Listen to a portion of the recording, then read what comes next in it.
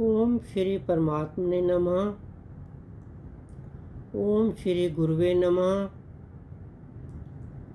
श्रीमद् भागवत गीता के चौथे अध्याय का 37वां श्लोक।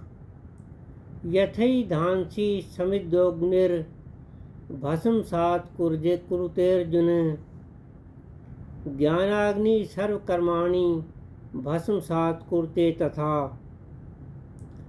जैसे अग्नि ईंधन को भस्म में कर देता है, वैसे ही ज्ञान रूप अग्नि समस्त कर्मों को भस्म में कर देता है। भगवान कृष्ण जी महाराज अर्जुन के माध्यम से हम सभी को उपदेश कर रहे हैं। कहते हैं कि जैसे अग्नि ईंधन को भस्म में कर देता है, जला देता है, उसकी राख कर देता है। ये उदाहरण दिया गया है। वैसे ही ज्ञान रूप अग्नि समस्त कर्मों को भस्म में कर देता है। ज्ञान रूप अग्नि क्या है और समस्त कर्मों को भस्म करना क्या है, इसको समझते हैं। देखिए, हमारे कर्म 3 प्रकार के हैं। अच्छे कर्म, बुरे कर्म और मिले जुले कर्म। ये सारे के सारे बंधन कारक हैं, जन्म मरण के चक्कर में डालने वाले हैं, आवागमन के चक्कर में डालने वाले हैं। बुरे कर्म उनको विकर्म कहते हैं, जो शास्त्र के विपरीत हैं। झूठ बोलना, चोरी करना, इस तरह के बुरे से बुरे कर्म, वो नीच योनियों में ले जाने वाले हैं, नरकों में ले जाने वाले हैं। वो बंधनकारक हैं ही। और जो अच्छे कर्म हैं वो ज़्यादा से ज़्यादा स्वर्ग को देते हैं। स्वर्ग भी कुछ समय के लिए मिलता है, उसके बाद हमें मृत्यु लोक में आना पड़ता है। वहाँ ये भी आवश्यक नहीं होता कि स्वर्ग के बाद हमें मृत्यु लोक में मनुष्य जन्म ही मिल जाएगा। हम कुत्ते, बिल्ली, गधे की योनियों में डाल दिए जाते हैं।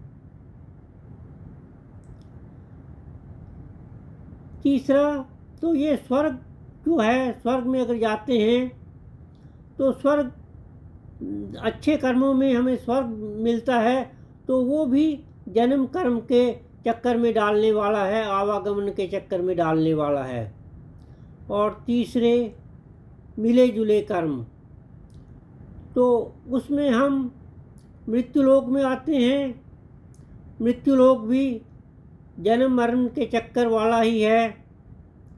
यानी अच्छे बुरे मिले जुले जो भी कर्म हम करते हैं वो जन्म मरण के चक्कर में डालने वाले ही होते हैं।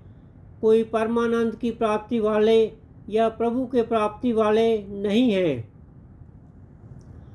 तो इनका भस्म होना क्या है?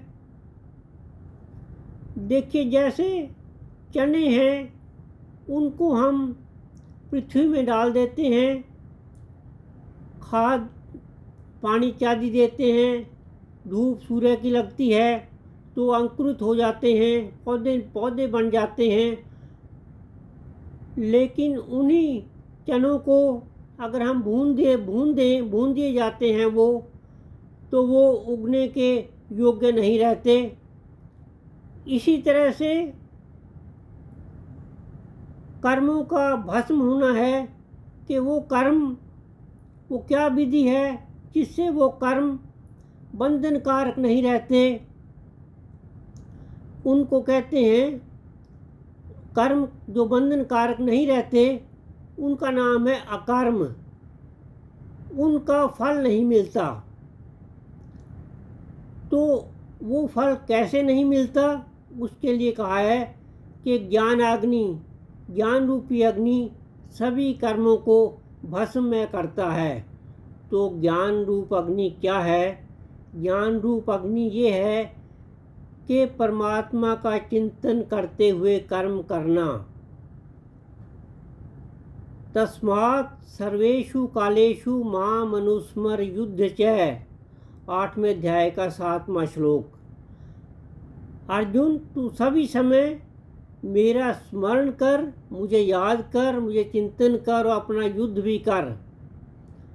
तो हम भी अगर सभी समय परमात्मा का ध्यान करते हैं, चिंतन मनन, दिमाग में, मन में परमात्मा है, मन बुद्धि में परमात्मा है, और हम इंद्रियों से संसार का कार्य करते हैं, तो वो जो कर्म हैं वो अकर्म बन जाते हैं। और परमात्मा के चिंतन का जो फल है, परमानंद प्राप्ति, परमात्मा की प्राप्ति, परमात्मा के लोक की प्राप्ति, तो वो हमें परमात्मा के चिंतन मनन ध्यान से अगर हम लगातार करते हैं तो वो हमें मिल जाता है। परमानंद, परम शांति और परमात्मा के लोक की प्राप्ति, ये सब हमें मिल जाते हैं निरंतर परमात्मा का चिंतन करते हुए। और जो कर्म हम करते हैं वो अकर्म बन जाते हैं, उनका कोई फल नहीं मिलता, वो बंधन में डालने वाले नहीं होते। यथैधांसि समिद्धोऽग्निर् भस्मसात् कुरुतेऽर्जुन, ज्ञानाग्नि सर्वकर्माणि भस्मसात् कुरुते तथा। जैसे प्रज्वलित अग्नि ईंधन को भस्म में कर देता है, वैसे ही ज्ञान रूप अग्नि सभी कर्मों को भस्म में कर देता है। हरिओम हरिओम हरिओम।